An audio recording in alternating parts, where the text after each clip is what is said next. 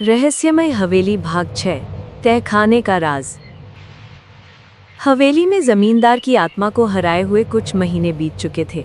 गांव अब पहले की तरह शांत लगने लगा था। लोग मान चुके थे कि हवेली का श्राप मिट चुका है, लेकिन अरुण के दिल में एक अजीब सी बेचैनी बनी रहती थी।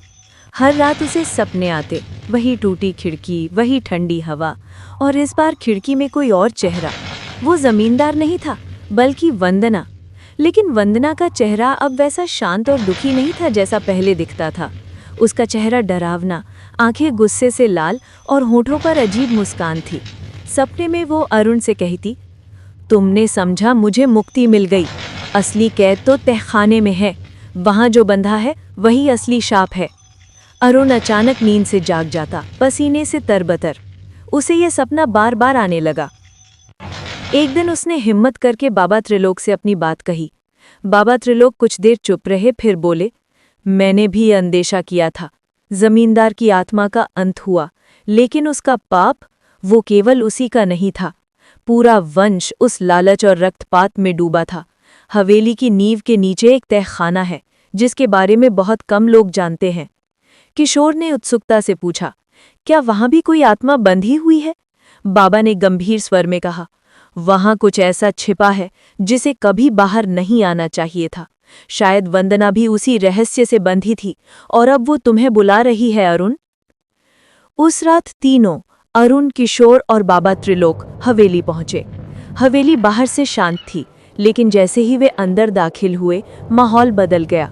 दीवारों से धीमी फुसफुसाहट आने लगी, वापस जाओ, तहखाना मत खोलो। लेकिन अरुण ने अपने सपनों को याद किया और आगे बढ़ा। मुख्य हॉल की पुरानी दीवार के पीछे गुप्त दरवाजा मिला। उस पर जंग लगे ताले और लोहे की जंजीरें थीं। बाबा त्रिलोक ने मंत्र पढ़ा और पवित्र राख से ताले को छुआ। अचानक ताले अपने आप खुल गए। दरवाजा चरमराया और एक सीढ़ी नीचे अंधेरे में जाती दिखाई दी। जैसे ही वे नीचे उतरे, एक सड़ी हुई बदबू ने उनका स्वागत किया। दीवारों पर अजीब निशान बने थे, मानो खून से लिखे गए हों। हवा भारी और ठंडी थी, जैसे सदियों से कोई वहां बंद पड़ा हो। तहखाने के बीचों बीच एक लोहे का पिंजरा था। उसके अंदर एक कंकाल पड़ा था, लेकिन वो सामान्य नहीं था। उसकी हड्डियों पर अब भी मांस के टुकड़े चिपके थे और आंखों की जगह गहरे अंधेरे गड्ढे। अचानक पिंजरे के पास रखी घंटी अपने आप बज उठी। तहखाना गूंज उठा। कंकाल धीरे धीरे हिलने लगा। अरुण और किशोर के दिल की धड़कन तेज हो गई।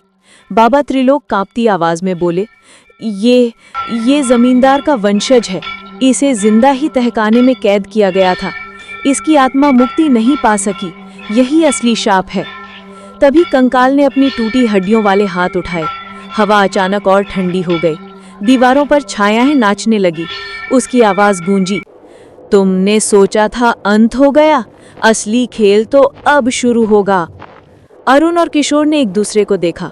इस बार उनका सामना किसी साधारण आत्मा से नहीं, बल्कि हवेली के सबसे गहरे अंधेरे राज से था। हवेली की जमीन हिलने लगी।